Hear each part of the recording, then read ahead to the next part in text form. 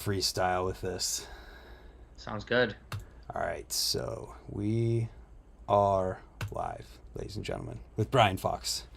What's up? So, to give an introduction here, the topic of the conversation is the BMX Triple Challenge that went down this past weekend.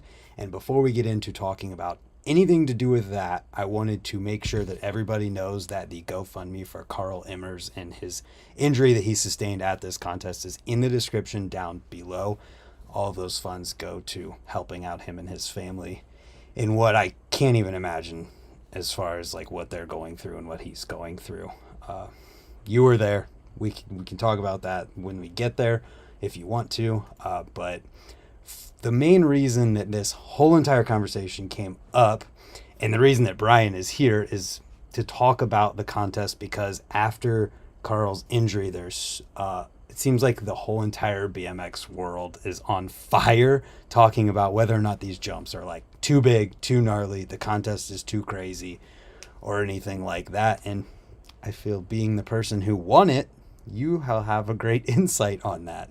Yeah, I, I hope so. I hope I can clarify some things for some people, because it's like they are they are really big, but also on the same note, it's like these aren't the people that are going to these events. These are not your local dudes at the skate park. These are these are the guys that are competing at, let's say, the Olympics, the X Games.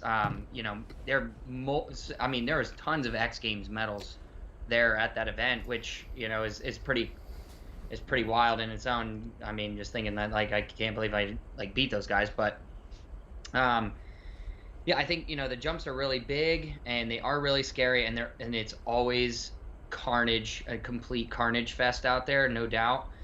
But on the same token too, it's like no one ever gets to ride jumps that are that big, Mm-hmm. So how are people supposed to practice for it that much? I do get, but also in the same note is like, I mean, when BMX started, like, let's look back, let's look at Hoffman, for instance. Yeah.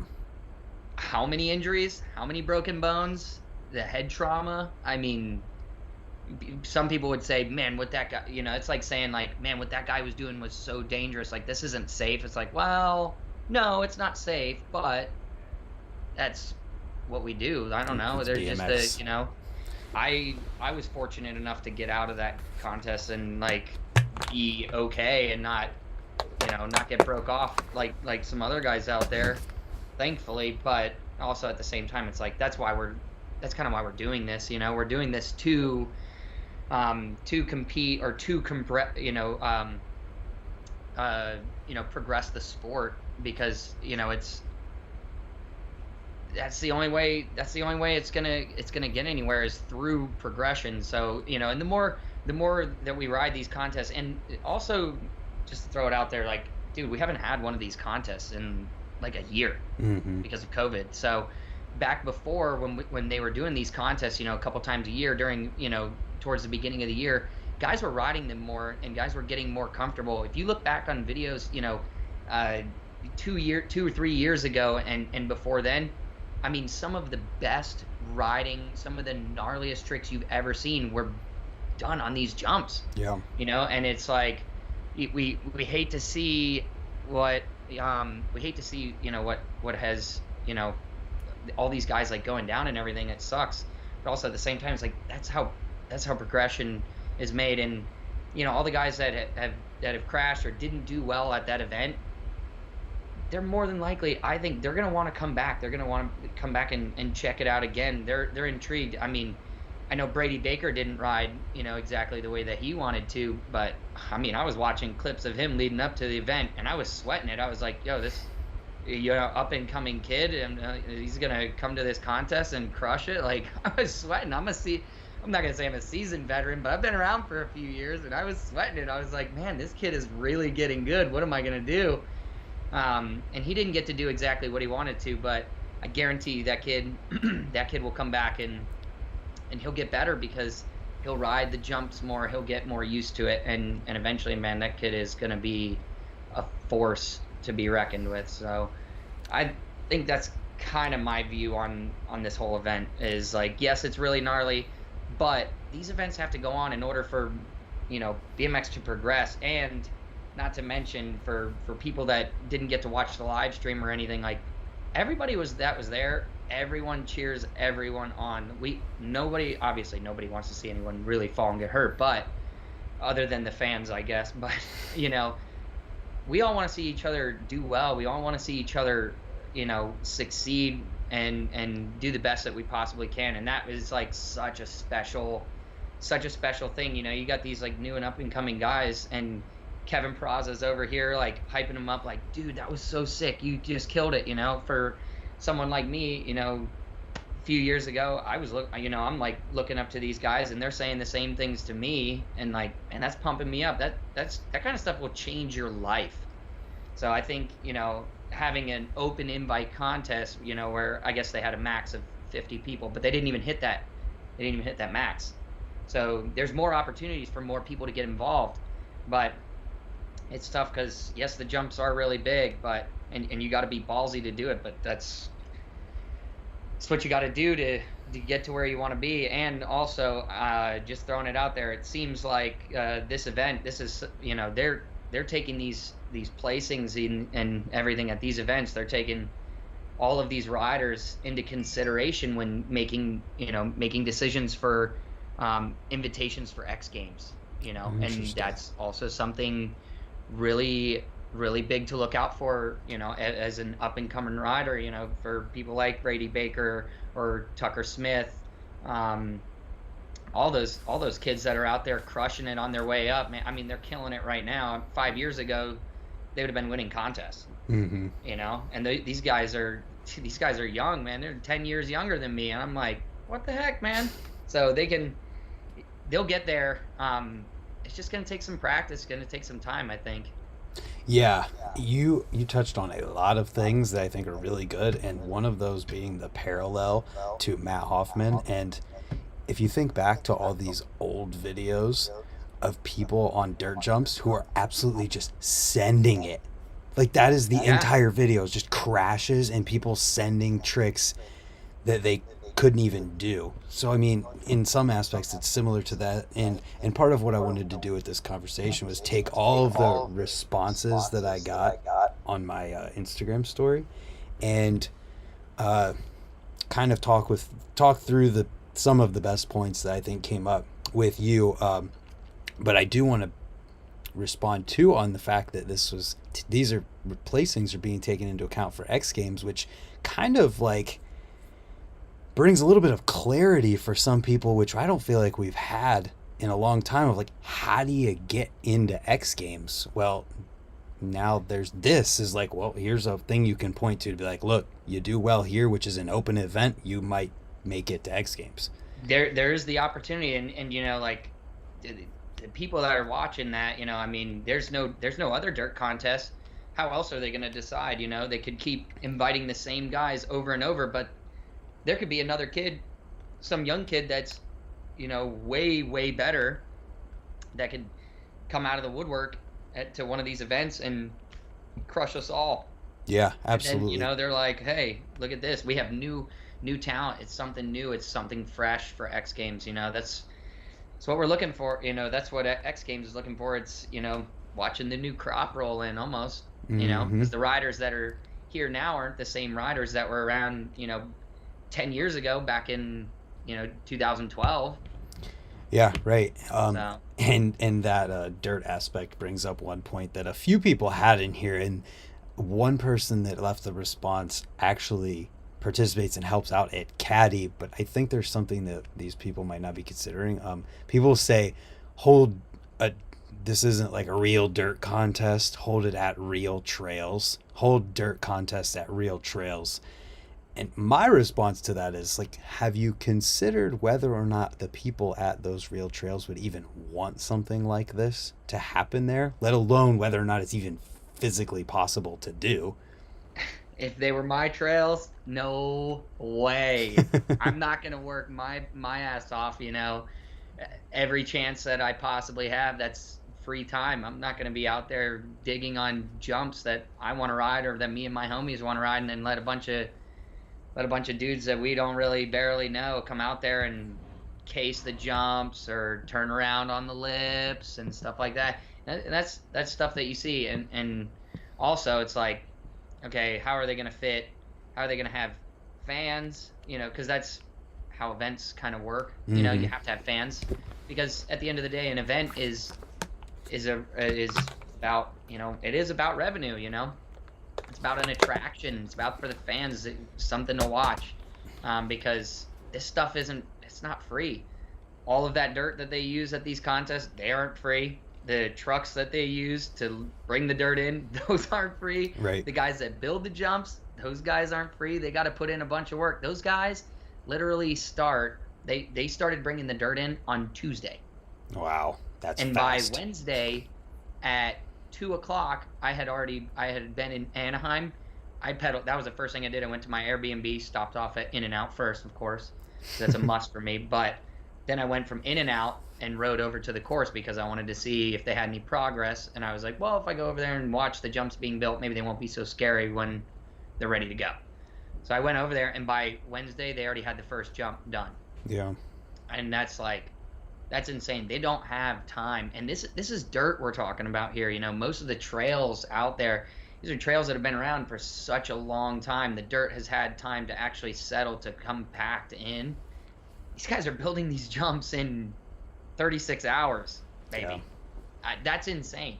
So these guys put in so much work, and that is not free, man. And so that's kind of the hard part. And do I think that having a contest on trails would be sick? Yes, of course I think that having a contest on trails would be sick, because I love riding trails. But also at the same time, 9 times out of 10, you're probably not going to see the same tricks go down. And number 2, when we think about trails as BMX riders, we're not thinking about doing all these circus tricks. I think we're thinking about watching dudes flow through the trees, man, like up in the treetops, floating sideways, you know, just steezy. And I think that's like I see it as like an art form, man. I think that's something like that's so beautiful about BMX, and I think that should be almost preserved in that aspect. If there was a way, you know, to do an event like that where it was based on style and amplitude and stuff like that, dude, that would be awesome, because obviously there's a great trail scene here in America, and there's some absolutely incredible trail spots, and the guys that ride the trails are amazing, obviously. But I think that would be a tough one. Yes, we would all like to see it, and we'd all like to ride it, but it'd be tough. Yeah, I don't think anyone is looking at this triple challenge and actually thinking that it's supposed to be a dirt or trails contest. This is what it is and nothing else. It's a jumping contest. That's what it is. It's 2 jumps. You put down 2 of the biggest tricks you possibly have back to back. There's something gnarly about that. Like, that's pretty insane. You have to be dialed enough to throw down the biggest trick you possibly can on that first set, to hold enough speed to do another one of your biggest tricks on the second set. Like, I think that's like a whole totally different style of contest. And I think it's awesome. The more diversity, the better, because it's BMX, it's freestyle, it's whatever you want it to be. Right, and I'm fully there with you. I think it would be absolutely amazing if there were contests based on the trails style of riding, and if maybe in the future we can get there and maybe that can happen, but I don't see it happening right now, and everyone would love for that to be a thing. But I think something I just realized that people aren't even considering in these jumps are too big, they're unsafe aspect of all of this, is the fact that Rumble in Richmond thing just went down, where they purposefully built the biggest jump they possibly could, and people just sent it on it. I mean, people saw Larry Edgar's crash where he broke his forks. Dude, yeah. I mean, that is a perfect example. It really is. And that was such a rad event. Yep, everyone was stoked. Dude, everyone was stoked. People were watching that like mad. and nobody was hitting that jump who didn't want to do it. No different than the people who are at this event. Nobody, I mean, okay, maybe not nobody, because I can't talk for everybody there, but Yeah. most of the people who are doing this are doing it because they want to. And I think the overarching theme that I meant to get to at the very beginning is that no one's opinion matters other than people like you who are actually in the event. If everyone who's in the event is like terrified of the jumps and only doing it because they feel like they have to, then maybe there's a problem. But from the people who I've heard of who are actually involved with this event, who did respond to my thing, it seems like most of them are of the similar opinion of like, this is our choice to do it. Maybe they are unnecessarily big, but Muslim said it's fun. Or like the one from somebody who placed in the top 10 said they're definitely too big for what's necessary, but it's fun. Dude, bottom line, they are fun. And it's like, it goes back to that thing. It's like, you remember when you first learned how to like drop in on a quarter pipe? Yeah. You were shaking in your boots. And I remember, because I vividly remember I had my dad built me a half pipe in our backyard, because he likes to ride bikes too. He's been in the bike industry for 42 years. Wow. So he rode BMX as well. So it was like, shoot, we build a half pipe in the backyard, I get to ride it too. So he taught me how to drop in, and I can remember, dude, shaking in my boots. I was so nervous to drop in on the ramp. And it's kind of the same thing. It's like, as soon as I did it, like, yes, it was really scary, but it was that feeling of like accomplishment and overcoming that fear that was like, that's kind of like what we chase after in BMX. I feel like, well, maybe not everybody, but to some extent, I feel like everybody, when you're scared of doing something and then you finally do it, it's that feeling after that you get, that indescribable feeling that's like, I need that again. Yep. And that's where, once again, that's where progression comes from. Yeah, and another part of this whole thing is that there are plenty of people who I've also heard from people who know these people who like don't participate in this because they think the jumps are too big or whatever. But there's also plenty of people who are willing to do it. Like, so it's the kind of event like can't say nobody. People aren't forcing most of these people to participate in this, and there are plenty of people who do want to. Yeah. So it's one of those things that I just want to get the point across that like, you guys are the ones that matter. Your opinions are the opinions that matter, and most, if not all of you, are choosing to do this. Yeah, I mean, dude, it's like, dude, if you're scared, then don't come out. If you're scared, go to church. I don't know what to tell you. Like, I don't know, man. If you're scared, you don't have to ride it. But yeah, like, I don't know why. I just find it so crazy that somebody would like try and speak for us when we're, choosing to go out there to ride for it. And it's like, we're going out there. I mean, dude, there's money on the line, and as a professional rider, this is something that I want to do this for a living, man. Like, I love riding my bike. I just want to ride my bike. I work in a bike shop right now. I work in my dad's bike shop in our family bike store. I also love that. I'm glad I have that to fall back on. But dude, I just want to ride my bike, man. And if that's what it takes to ride the bike, you gotta want it as bad as you want oxygen, man. Like, you need it, Yeah. And that was like, shoot. I mean, I guess the prize purse had gotten put out there. I was a little bummed about that. I didn't need everyone knowing, like, I guess what the payout was, and that's why they keep like X Games, the payout for X Games, like, kind of, they keep it hidden so like the public can't see it, which is nice. I mean, I guess it doesn't really matter, but I got to make some good money off that. And for someone that's got just one paying sponsor, which Pure Kana, that sponsor, they do pay me really well, and they do allow me to make enough to travel off of that money. But it's not it's not like a normal job where you work 9 to 5, 5 or 6 days a week, and that's what you live off of. So you pay your rent, you put food on your table, stuff like that. It's like, it's hard to do, and if you want to do it, you have to figure out every way possible in order to make it happen. So like, yeah, for me this year, like I'm traveling, you know, the majority of my traveling is funded by me from work, which is like crazy. But going back to it, it's like that's why we're doing it. You know, there's money involved. Everybody's got to make some money. Everybody's got to be able to make it to the next event, or everybody's got to, you know, put food on their table, or whatever the case may be, whatever their why is.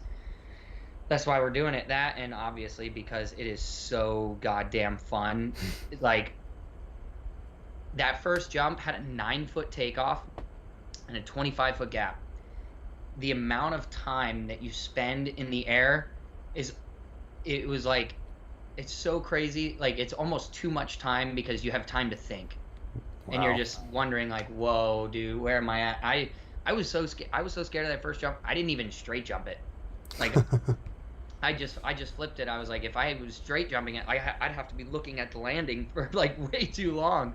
So I had to do something else. Like, you saw a lot of, like, most of the guys were either flipping it or doing a 360. A lot of those South American dudes were doing 360s over it, which was absolutely mind blowing. Sandoval as well. He was crushing it like the whole time. And yeah, I don't know. I kind of got lost there, but that's okay. Yeah.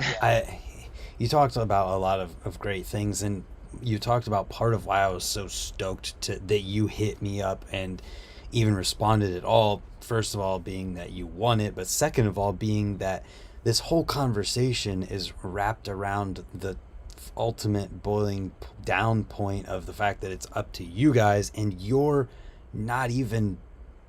have one paying sponsor and you're coming out to this event. So like, it's fully 1000% your choice, and then you end up winning it. So I think the reason that a lot of people are talking about this is the fact that Carl got hurt. And another topic that came up in a lot of these responses is that it can happen to anyone, anywhere. Yes, there's an aspect of like, well, I mean, if you make these jumps gigantic, it could aid that in making it easier to happen. But at the same time, that's the part of the risk thing. So like, literally, I don't know if Doyle wants me putting anything out there, but he said like he crashed on a 4-foot quarter and had some really bad stuff happen, and he didn't blame the ramp. That is the most valid point. Yeah, I would have to agree. It's like, you know, and also, you know, Carl went for that 1440 multiple times. Mm-hmm. You know, and there were times where he was so close, it was rubber side down and then sliding out. Yeah.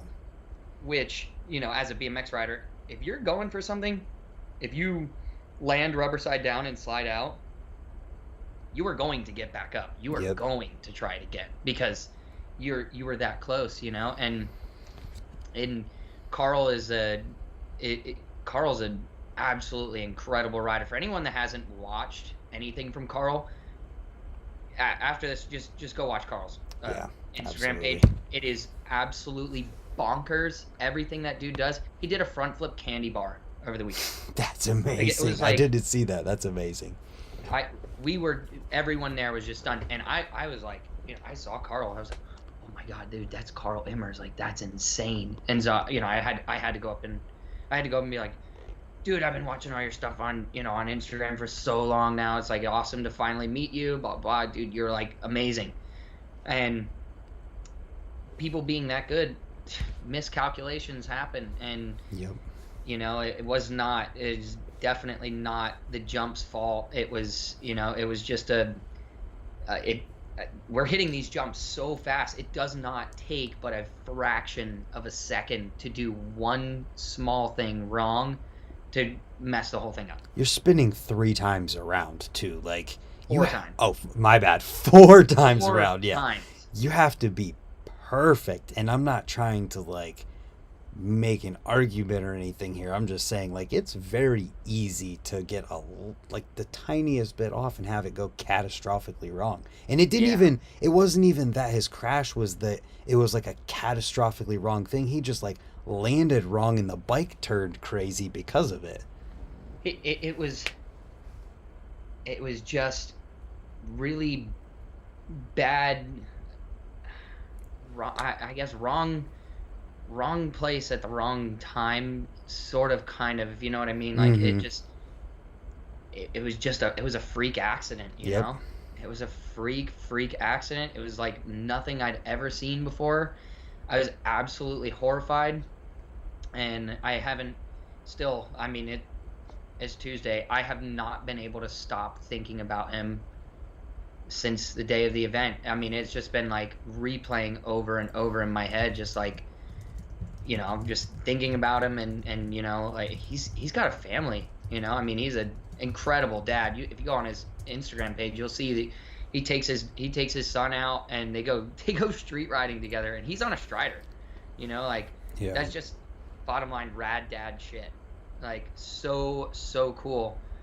And I can't stop thinking about him, and I mean, it was such a gnarly trick, and it goes back to choice, for anyone that's seen the prize purse breakdown, what best trick, how much best trick, was going for, what you won if you won best trick. And all of us riders, we have to take into consideration every time we go to do one of these contests. You're weighing out, what is worth what, what I mean. And that was like a gnarly trick. Now, had he just like blown up the first time he tried it and didn't even get close, I'd been like, bro, it's not even worth it. Yeah. He got so close. We all literally thought that last time he was going to land it. Like, we literally thought like that was it. And it just took one small error, and yeah, it sucks, man. It was unfortunate, and I really hate it for Carl. So for everybody also seriously watching this, anything helps, man. $1, $5, $10, $20. I donated $250 to it, and I did not have an issue doing that at all. And I think as a BMX family, man, we got to come together for people like this. He was not like a crazy huge name as far as like contest goes, but I mean, he was like really coming up hardcore. Yeah. And yeah, so for anybody out there that's watching this, like, whatever you can do, man, he would greatly appreciate it. Yeah, and once again, that link is down in the description below. And I think part of why people are so passionate about all of this is simply because of the fact that somebody got hurt that severely, and it makes it very easy when you see something like that happening to feel that passionately about, like, oh my gosh, something's got to change about this. But in reality, all of the things that we've already said come into play. And something that we hadn't mentioned yet that you did mention is that the jumps aren't any bigger than X Games dirt jumps. Yeah, not really. I mean, if you go back and watch X Games 2018, even 2019, I mean, those jumps are freaking huge. They are no joke big. And those jumps, like 2018, I won bronze, and there was like a small kicker ramp, like step down into a moment. Yeah. And then into a jump that was like that big. It was like it was probably like a 22 to 25 footer. A big jump, man. Like, these are no joke jumps. And then the year after, 2019, dude, they had all sorts of crazy, like, the first jump was a straight booter, huge booter. And then the second jump after that was like a slight left hip. And then it went into this step up. Dude, the step up was like 6 or 8 feet. Like, huge step up. Yeah. And then as soon as you land off that, into a curved wall berm that you mandatory gap out of it. There was no flat bottom. Like, if you fell, like, that was it. You were coming off of that wall and it was gonna hurt. Like, mandatory coming around that thing, and then another big booter at the end. And like, I'll just touch base on this one real quick too. Like, man, back in 2019, I tore my ACL at one of the at the BMX Triple Challenge in Anaheim. At that very same stop that I just won, I tore my ACL back in 2019. That was the last time I rode one of these events.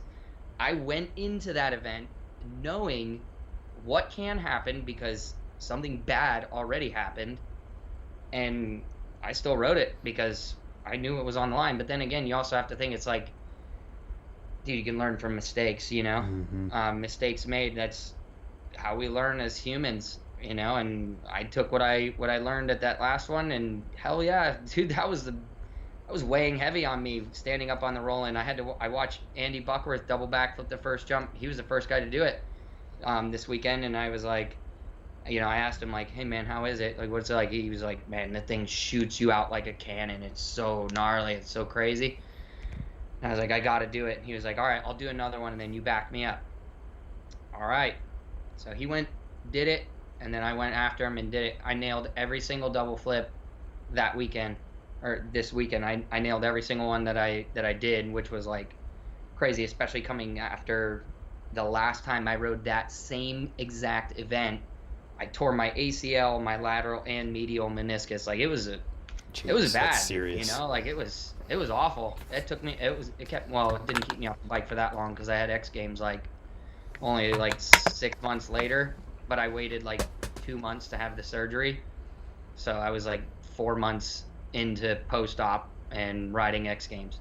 So wow. It was like, and that's a choice too, right there. Like, yeah, right. Like, that's my choice, dude. I was fortunate enough to be hooked up by like CTI knee braces. They like made me this custom fitted carbon fiber knee brace and stuff, and that really gave me my confidence back. But dude, it all goes back to choice. Like, dude, I was coming off a knee injury and I still chose to ride it because I was like, dude, I'm not gonna miss X Games, no way. You know.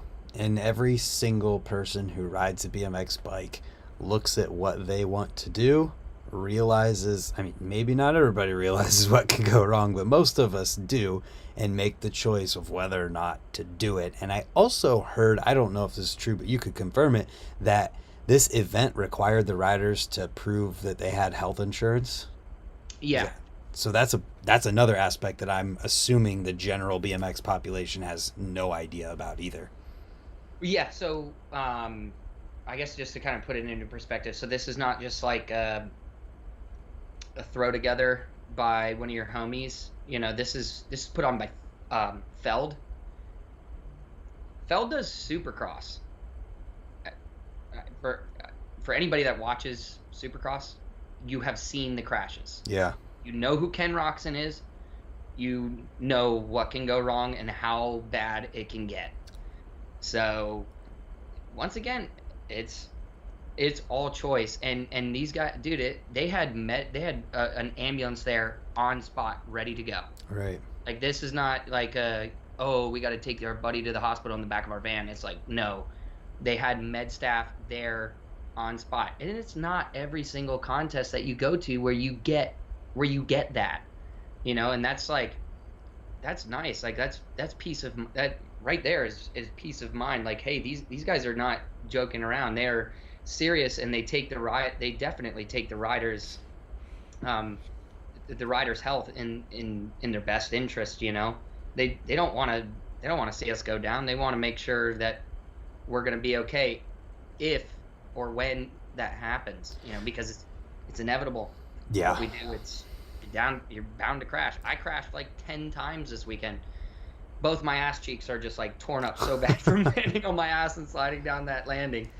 So, yeah, man, that's totally another valid thing to bring up too. And I'm not trying to say at all with this whole entire conversation that it's wrong for people to have their feelings that they do after what happened this weekend. Like, it's totally valid to see what happens to somebody in this and be like, wow, that's too gnarly, we need to tone it down. I just wanted to try and bring some perspective into this with someone like yourself who is actually involved.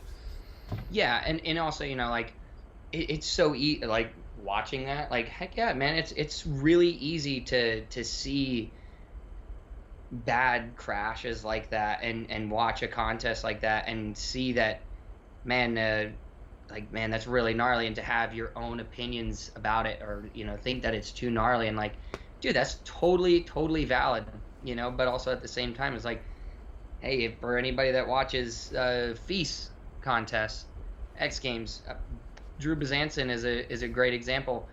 Drew was at a feast a couple years ago, and they had like this curved wall ride, right, out of a quarter pipe, but Drew being Drew, he was literally dropping in from the top of the sub wall, dropping in and riding around. Oh, I remember that. the Yeah. curved wall. Well, Drew hung his back wheel up when he was going in, and that's how he broke his femur. And it's like, that's a pretty gnarly crash. Like, and those are gnarly obstacles out there, but that doesn't, they're kind of in the same realm, like, Yeah. accidents happen, man. It's like driving the car. It's like, hey, it's really dangerous to drive a car. You can literally die. How many people die in cars every year but still drive? Yep. I mean, they say that you're more likely to die in a car accident than in a plane crash. Yeah, and people are scared to get on planes. Yep. And that's crazy. It's like, and on the road too, you also got to think, it's like, you're putting your life in like other people's hands, because you don't know what they're doing, especially nowadays. Like, people are just texting and driving. It's like, dude, it's really dangerous. If you're that, if it's making you nervous watching a BMX contest, you probably shouldn't be driving, because you have a way better chance at literally dying driving to work. Well, I think that you just brought up like a really important point that we sort of talked around in everything we've said, but in that, with these contests, no matter whether it's the Triple Challenge, whether it's X Games feasts, anything like this, X Games Big Air. Look at X Games Big Air.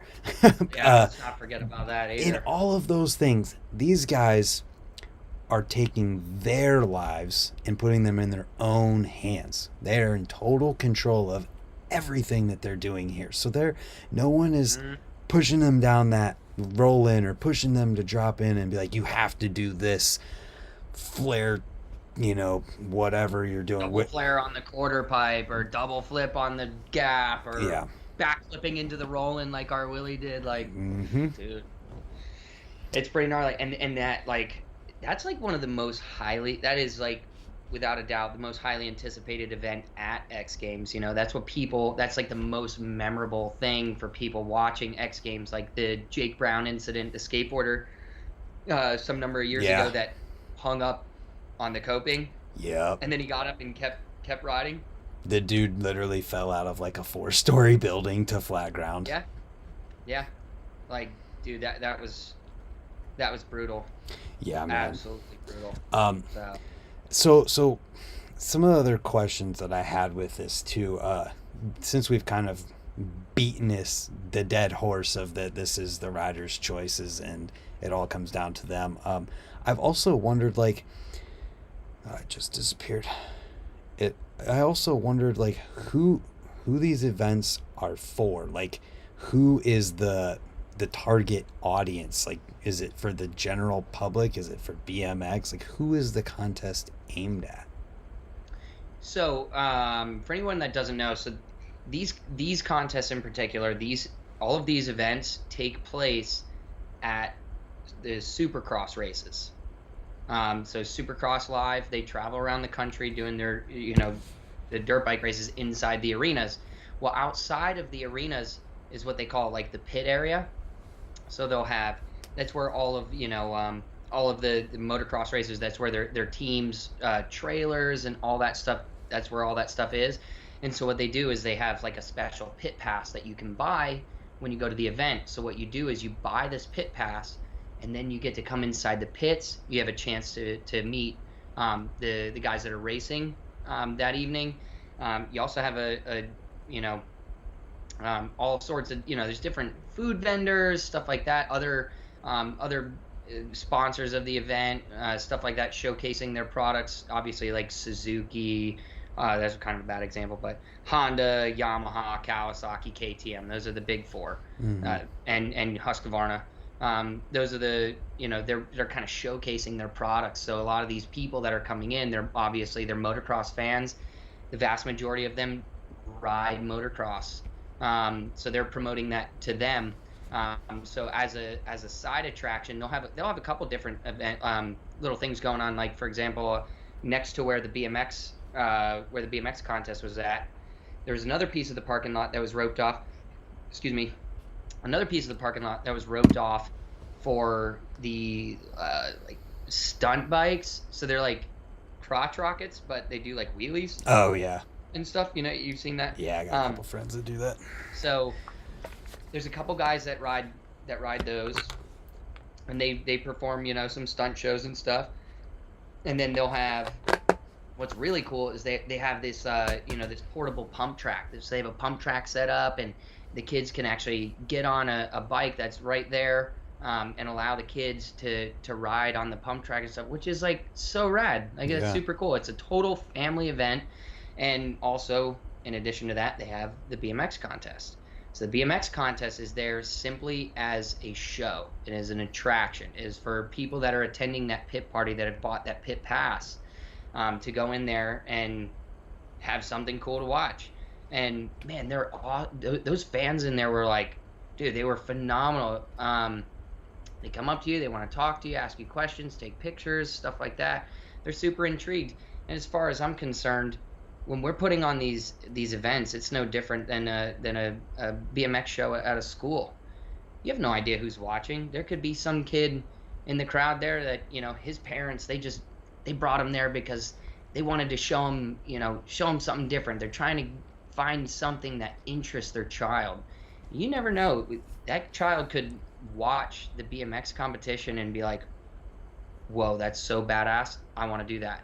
I know it's so crazy for some of the people, and the reason why we're having this topic is because it was so gnarly, and people think that it's dangerous. But, for kids, they have such a wild imagination. They can think like, wow, I want to be able to do that one day, or, I want to ride BMX. And for some people, like myself, I grew up BMX racing, and then I saw, I was racing because I grew up in Florida, so I used to do like the Florida State Series for racing. And I remember they had Roots Jam one year, and my dad took me over there to go watch. And that was the year that Scotty Kramer was there. Ooh. I watched that and was like, oh my God, this is what I want to do. Yeah. And it was that, in addition to super old like vintage BMX videos that my dad had. One that was called Sick, and the other one is called Ride On. For anybody that knows Ride On, it was a killer video. I think it was produced by like Eddie Roman,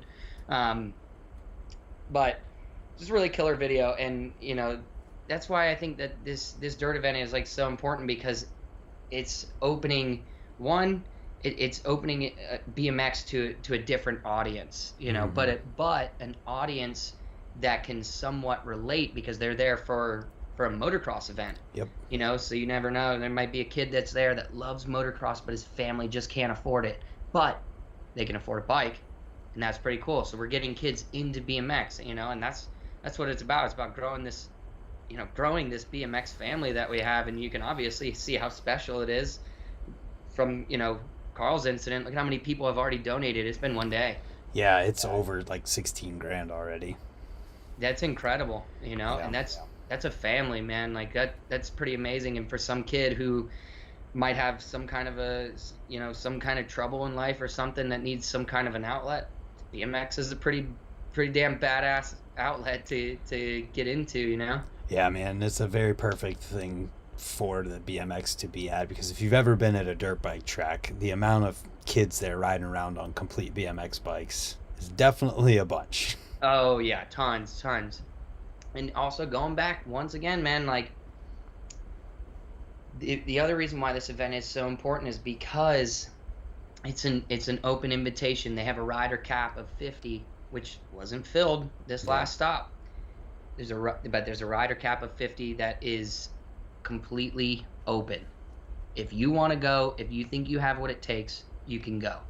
And that's special for a kid that, he's kind of outgrown his local scene, and he's done everything he possibly could at his local park, and he wants to kind of expand. Or maybe he has this idea or this dream of becoming pro, which I don't think anybody should ever discount, by the way. If you have the dream and you want to become a pro, pursue it.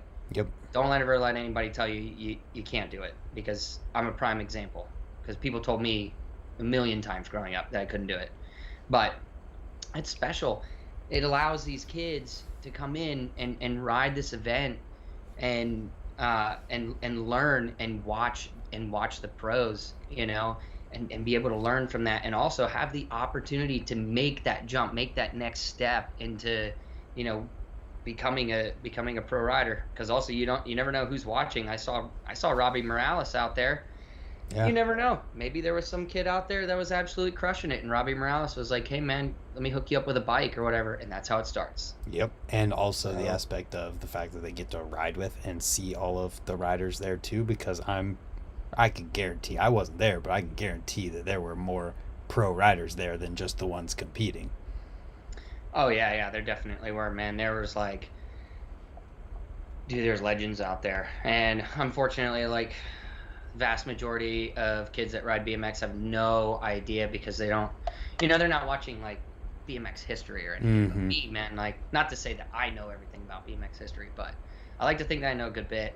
But man, some of the people that are out there, dude, you're just like, oh my gosh, and you meet them, and you're just, I'm like, I still to this day, dude, I get giddy. I'll run back and I call my dad. I'm like, Dad, you're never gonna guess who I met today.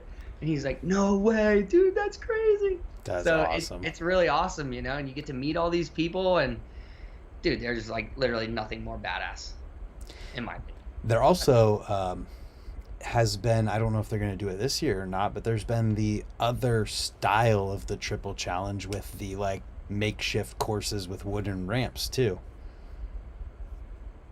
Have you seen those? Yeah, the street style one. Yeah. So yeah, they're supposed to be doing that in Texas next month, which once again, we're open invite. Going back now, they're opening things up for a totally different demographic from BMX. It's so weird because there's different worlds of BMX, Mm-hmm. which is kind of really weird, but also it's pretty badass at the same time. But that was actually Kevin Peraza's idea. Was to have this street style event, and I think they've done it. Twice now. Yep, 2 or 3. Man, every time I've watched it was so sick, and the guys that go out there are no joke, man. I mean, Matt Ray's out there, Brad Sims is out there. I think Garrett went out there. I mean, dude, all the big name street dudes are out there, and they're doing open invites for this stuff. You're a local shredder on the streets in your hometown or home city. Go out, test your luck, and see. And plus, you never know who's watching, man. You could get a ride. Yeah, I don't know that everybody knew that this was an open invite kind of event, and that is the kind of thing that when it first happened, it was like, oh my God, people have been asking for exactly this forever. And now it's happening. Yeah, I mean, there was plenty of there's plenty of guys out there that I had met for the first time. I never heard of them before, but man, it was awesome because dude, that's a special experience, and also, man, you never know. Those dudes that were out there for the first time that I met for the first time, in 5 years, 4 years, 3 years, 2 years, they could literally be the next big thing. You have no idea. You can never underestimate anyone. Yeah, I did a talk last night with Kyle Carlson about the USA BMX thing and Free Flow Tour and the Monster Recon Tour, and those things came up for a second. It's that's kind of similar, but not because that was just for amateurs. This is like taking it to a whole nother level.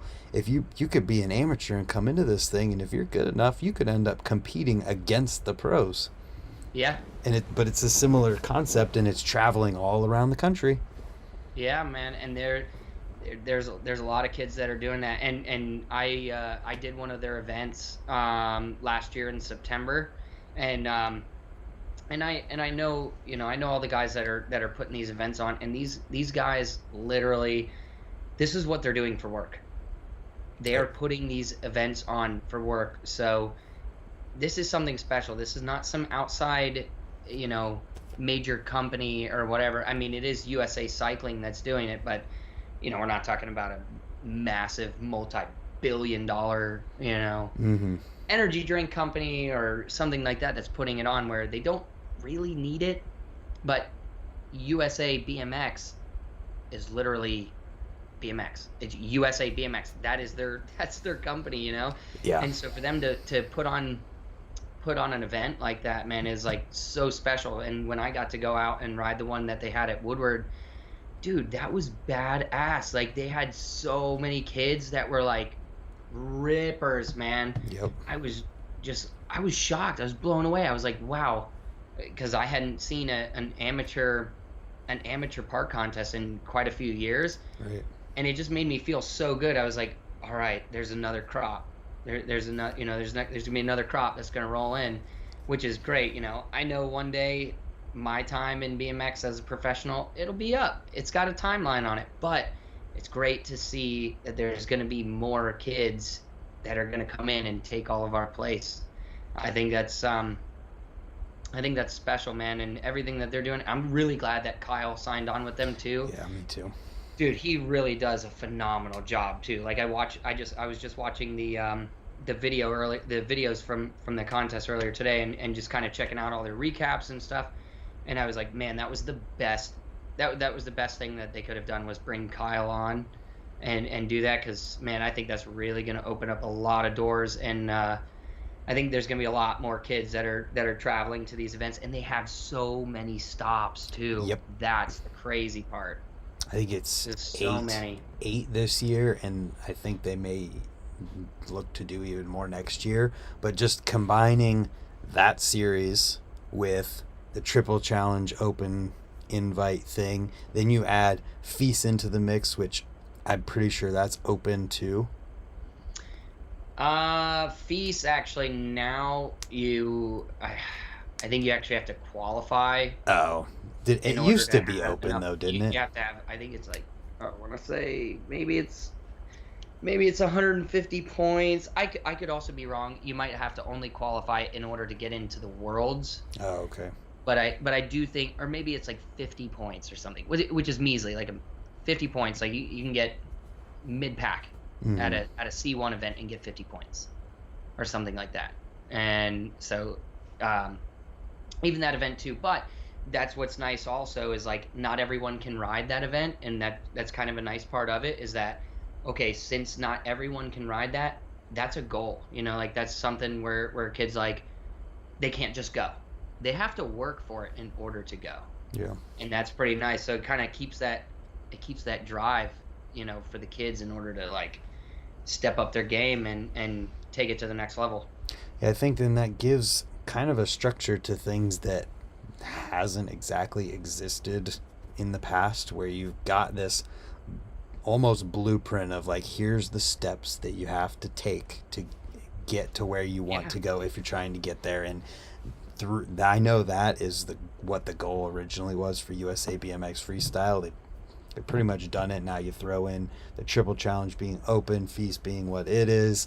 Then you throw in the aspect of X Games contention to the Triple Challenge, and there's a blueprint that people have said did not exist in BMX for pretty much ever.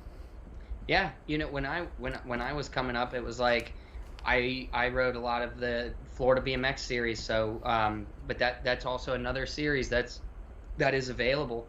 Yes, it's in Florida, but anyone can ride it. They have classes from 12 and under, 13, 15, 16 and 29, 30 plus, open pro, like they have all of these classes set up and everything, and that's where I got my start, was at the Florida BMX series. And that's another series that's still going on. I think they're gonna be announcing dates for that here pretty soon. So I'm pretty excited that I always try and make it down to those events. I'm really hoping that I can make it to all of them this year.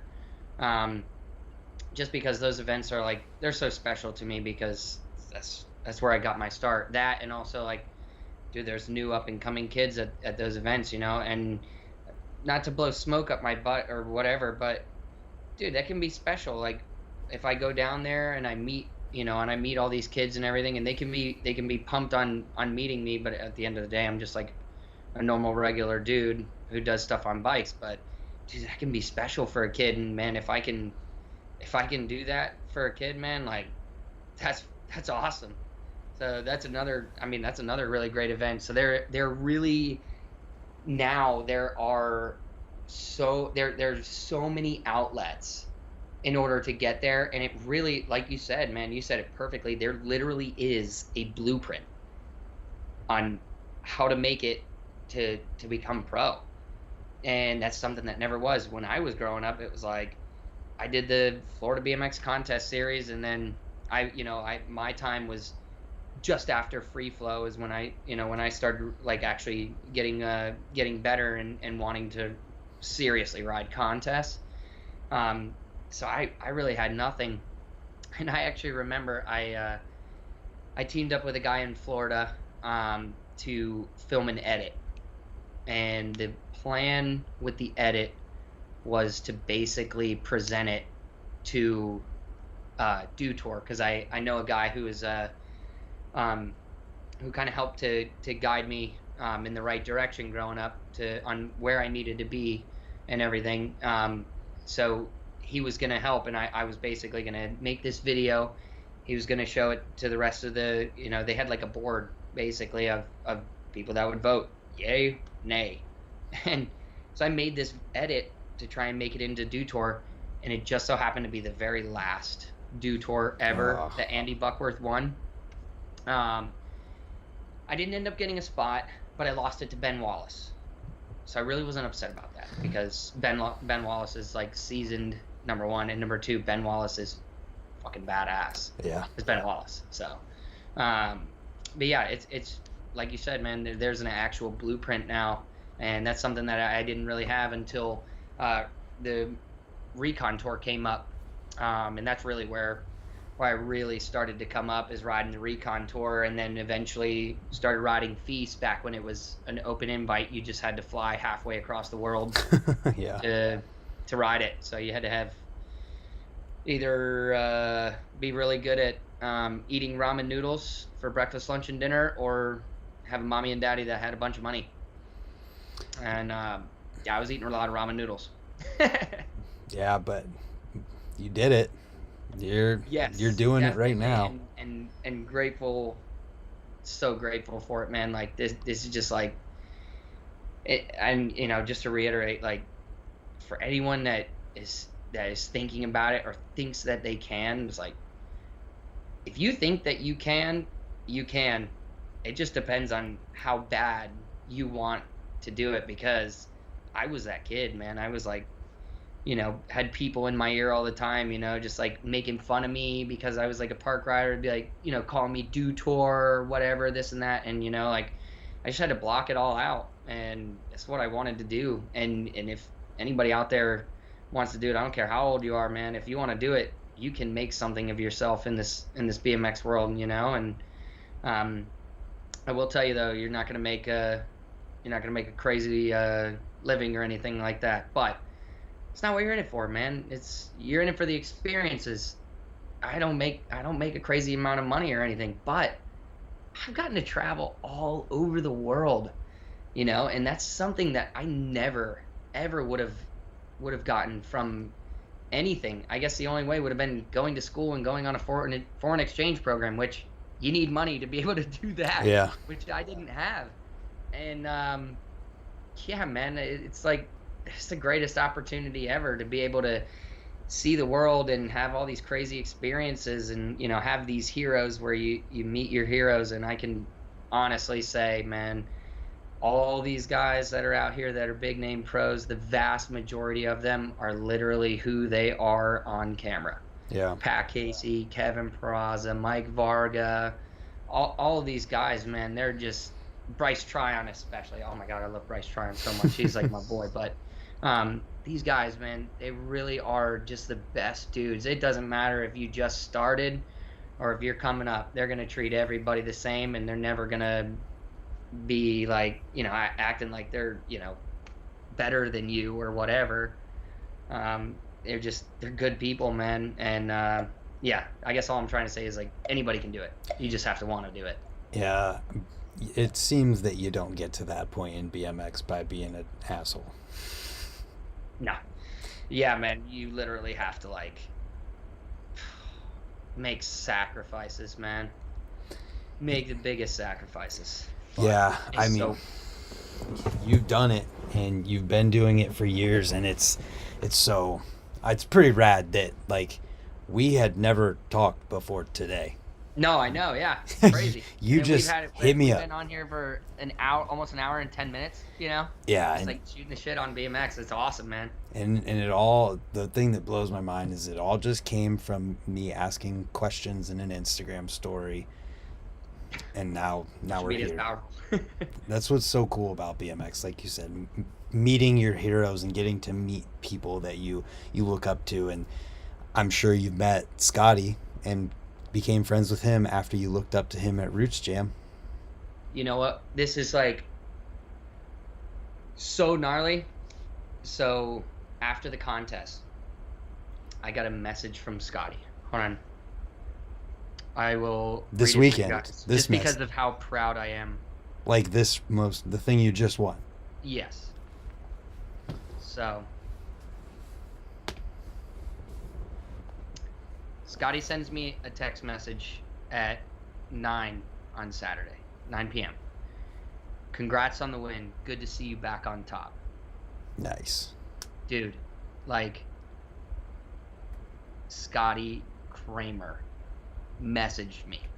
Like, and Scotty, like, dude, Scotty is, like, the perfect example of, like, like your imagination of meeting your hero and then being just, like, the raddest, most awesome dude that you could ever imagine, and everything that you ever thought they could be is Scotty. And he's just, like, the nicest dude. And I hate that he had what happened to him, but also at the same time, dude, like, he is the baddest fucking human on earth. Sorry for my language, but you're good. He really is. I mean, everything that he's done, like, 2 years ago, I thought I was gonna, like, I thought I was gonna be done. Like, I was just kind of done with BMX. I didn't think that I'd ever be pro again. I didn't ever think I'd really compete again or anything like that. And, like, over those 2 years, like, my roommate that I live with, we watch Scotty's YouTube channel all the time. Mm-hmm. And just watching Scotty's YouTube channel, I was like, dude, once again, back from Roots Jam, it was one of those things where I was just watching Scotty and I was just like, God damn, what am I doing, man? Like, I have this skill that people, like, would literally kill to have, and I'm not using it to my best potential. Like, what kind of human am I for not doing that? Like, I felt I felt like bad about myself for not doing that.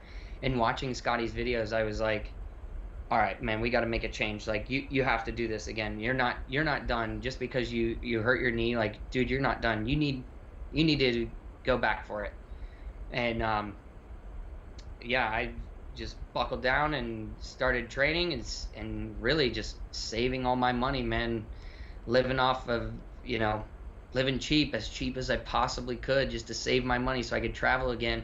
And then before this event, I really put in the work. I have an airbag and a ramp set up actually at this local brewery down the street from our bike shop. And the owner of the brewery actually let me build this, like, roll-in.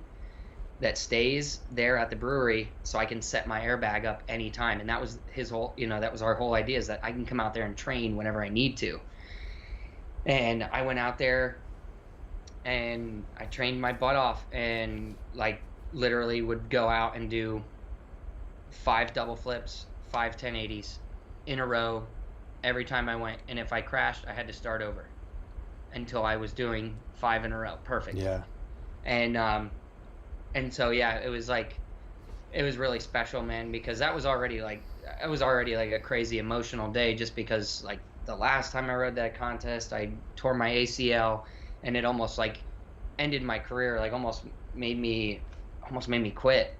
And then I watched Scotty's videos, and I get this new fire lit in me, and then I watch the Olympics, and that fire gets set even crazier, and then I win this contest that the last time I rode it, it took me out.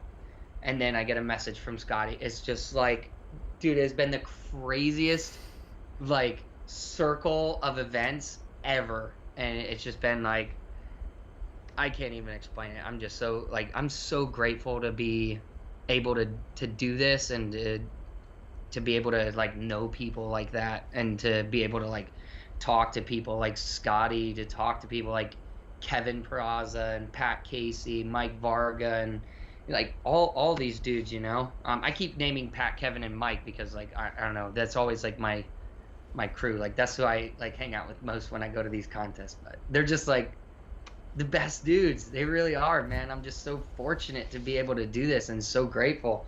So it's been awesome. I actually just started like a YouTube channel and stuff, and been filming some little vlogs and stuff like that, just to be able to look back on, because I regretted not taking more pictures and taking more videos and stuff like that when I was traveling before. So now I'm like, I want to be able to remember all this stuff. So it's been pretty sick. What a way to bring things full circle for yourself. You started talking about how you like really got into freestyle from racing when you went to Roots Jam, and it was the one that Scotty was at. And then to have the fact that you watched him after getting injured, and then he sent you a text message after you won, after he inspired you to get back at it after being injured. It's like brings things full circle, and it's so rad. And I'm definitely going to make sure to throw your YouTube link in the description down below. Is it just your name? That would be sweet. What is it? That would be awesome.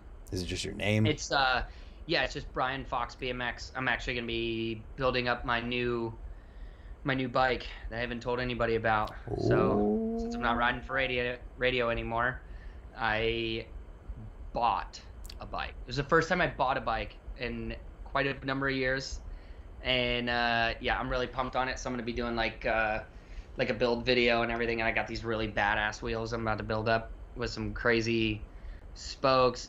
Everything down to the spoke nipples are like high end. Nice. They're gonna be pretty sick. I'll be on the lookout for that, and I'm excited that you're doing the whole YouTube thing. And I was really stoked when you just said that you're doing it because you were kind of bummed that you didn't take enough pictures or video, because that's what spawned my entire video life in BMX, is just the realization that I can't remember everything that happens in any given session. Right? So why not film it all and be able to be like, oh, remember that one day? And then at the same time, you give every single person that you ride with and film the opportunity to do the exact same thing through your videos. Yeah, exactly, man. I was like, why haven't I been doing this? And then I started like putting the videos together and editing them, and I'm like, dude, I'm not technologically like savvy or anything. I mean, I had to ask you how to like use Skype and everything, but I'm like having so much fun like editing everything, and I literally film it all and edit it all on my phone. I film it all on mine. I don't edit it there, but I film it all on mine too. Yeah, it's pretty great. Yeah, I mean the phones are like, dude, they're so badass amazing now. Like they're insane. So makes it a lot easier. Man, I'm pretty stoked that you're doing the whole YouTube thing. I'll also be able to like throw up the little button for people to push at the end of this thing. That's rad. I'm gonna check it out as soon as we get off of here. Man, I really appreciate that. Thanks, man. Yeah, absolutely. It's kind of funny. I've been like drinking on drinking some beers this whole time. I was like, oh, we're gonna talk about BMX. Sweet, I can drink beer. Nice. Oh, I'm glad you've enjoyed this. I'm really stoked that you took the time to first of all hit me up about the whole topic, and then immediately the same day be like, "Yep, let's do it. We'll talk about it." Yeah, man. I was like, when I saw that, I was like, oh my God, I have to send him a message on this. I could not believe, like, watching the answers. I was like, oh my gosh, this is so crazy. I can't believe the things that people were saying. And I was like, I had to throw my 2 cents in there. And then when you asked me, I was like, yes, let's do it. Let me clear the air. And also, once again, let anyone know that's watching this, if you want the opportunity to make it to that next step, there are outlets to do it other than, YouTube or whatever it might be. Like, dude, there's plenty of options. This is a really great option. Yes, you have to be out of your freaking mind to ride these jumps, but if you're out of your mind, like, come out and shred with us. And there's the street style course to look forward to as well if the dirt jumps aren't your thing. Yeah, that's right. And they're diversifying it. And the the guy who's like organizing these, Sean, he's like awesome, man. Really, really great dude. So, I like to hear that. That was another thing I wondered about it. So to hear that is great. yeah, really great dude. Everybody like that goes out to and it's the people that go to the events that like make the events special. Because if you went to a concert and you were the only person there, it probably wouldn't be that special. You know what I mean? I think it might be extremely special if you were the only one there, but if there was only like 5 people, definitely not. Yeah. If the band's just singing to you, that'd be pretty cool. Yeah, but also when you're there with your buddies and you get to get rowdy and sing along, I think you're right. That's the special part. That's funny. All right, Brian, let's wrap this thing up. I feel like we kind of hit everything we need to, and to reiterate one more time, these contests are participated by the riders' choice. So, and their opinions are the only ones that matter. Yeah, rider's choice, man, and I want to do it. I mean, I got like all of these, man. I chose to ride all that stuff, and all that stuff was crazy, and I could have died, but thankfully I didn't. Yep, So. and that's not to invalidate anybody's opinions, because you're allowed to have them. It's just when it comes down to it, the riders are the ones that matter the most. So thank you for doing this. Check out Brian's YouTube channel, and hopefully you guys are subscribed here so that you can see my videos too. Yeah. That being said, good night everyone, and we'll see you tomorrow. Boom. We're out. Man,